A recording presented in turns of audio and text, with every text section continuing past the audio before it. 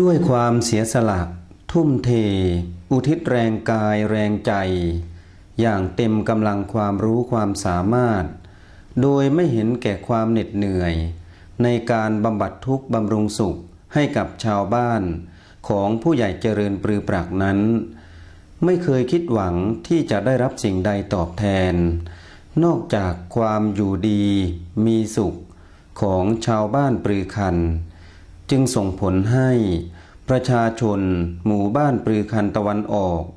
ได้อยู่ร่วมกันด้วยความผาสุกตลอดมาผู้ใหญ่ดีเด่นด้วยคุณธรรม